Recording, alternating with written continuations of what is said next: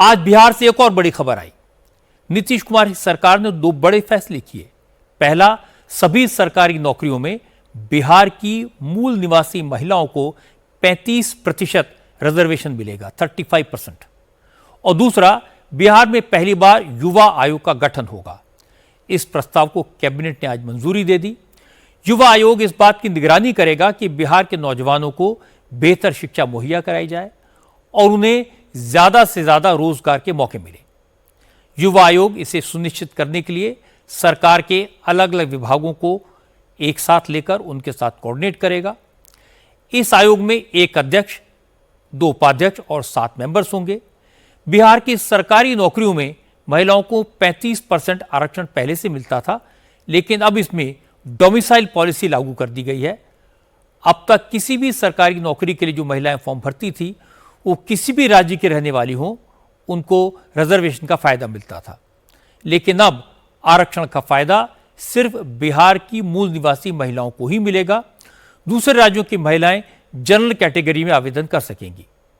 इससे बिहार की महिलाओं को सरकारी नौकरी मिलने के चांसेस बढ़ जाएंगे। यह दोनों फैसले ऐतिहासिक है।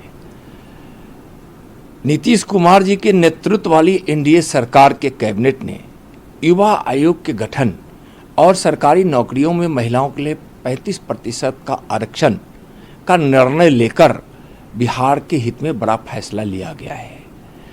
युवा आयोग से युवाओं की तरक्की में, नौकरियों में और रोजगार में काफ़ी मददगार साबित होगा और महिलाओं को जो आरक्षण बिहार सरकार देने का फैसला ली है, यह महिलाओं के लिए सम्मान की बात है, उसकी आर्थिक उन्नति की बात है, उसकी तरक्की की बात है।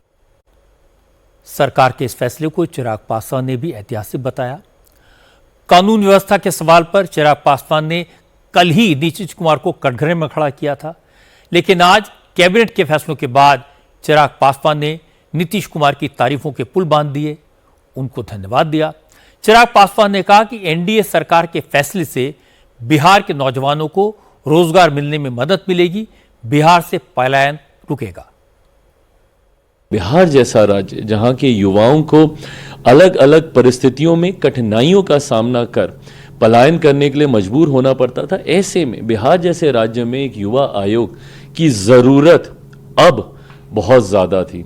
ऐसे में सही समय पर लिया गया ये एक सही फैसला है, जिसके लिए एक बार फिर से मैं बिहार सरकार का, मुख्यमंत्री नीतीश कुमार जी का हृदय से आभार प्रकट करता हूं और मैं ये विश्वास रखता हूं कि इस युवा आयोग के गठन से न सिर्फ युवाओं की समस्या का अब समाधान होगा, बल्कि हम लोगों का जो सपना है कि ना सिर्फ पलायन रुके बल्कि रिवर्स माइग्रेशन शुरू हो।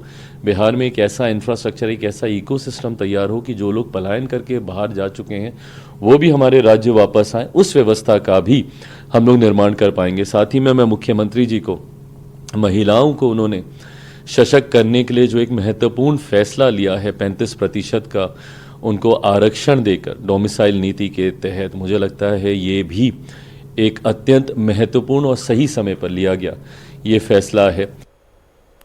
हालांकि जन स्वराज पार्टी के संस्थापक प्रशांत किशोर ने कहा ये सारे फैसले चुनावी झुनझुने हैं, इनसे किसी को कोई फायदा नहीं होगा, क्योंकि महिलाओं के लिए 35% रिजर्वेशन तो पहले से लागू है और जहां तक युवा आयोग की बात है तो आयोग के गठन से क्या नौकरी मिल जाएगी।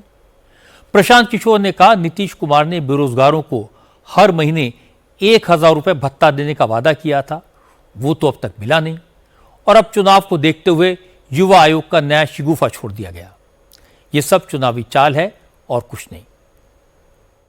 आप बिहार के युवाओं से पूछिए कि वो आयोग चाहता है कि रोजगार चाहता है। बिहार का युवा अब ठगा जाने वाला नहीं है, वो आयोग और घोषणा नहीं चाहता है। नीतीश कुमार ने 2015 में ये वादा किया था कि 18 साल से 35 साल के तक जितने युवा हैं, जब तक उनको नौकरी नहीं मिलेगी, रोजगार नहीं मिलेगा, तब तक उनको 1000 रुपये का हर महीने बेरोजगारी भत्ता मिलेगा।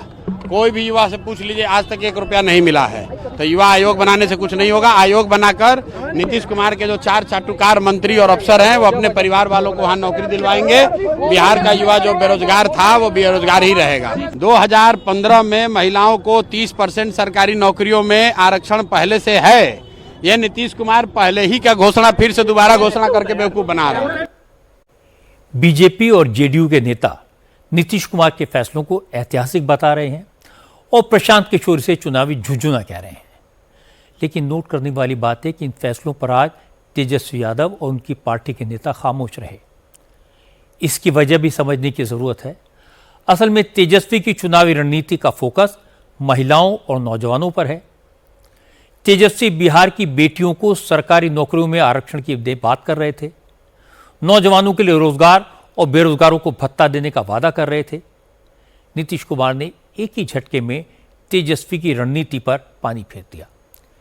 इसलिए आज तेजस्वी कुछ नहीं बोले, क्योंकि वो इस फैसलों को सपोर्ट करेंगे या नहीं, विरोध कर नहीं सकते, क्योंकि नीतीश ने वही फैसला किया जिसका वादा तेजस्वी पब्लिक मीटिंग्स में कर रहे थे। इसलिए तेजस्वी ने फिलहाल चुप रहना ही बेहतर समझा।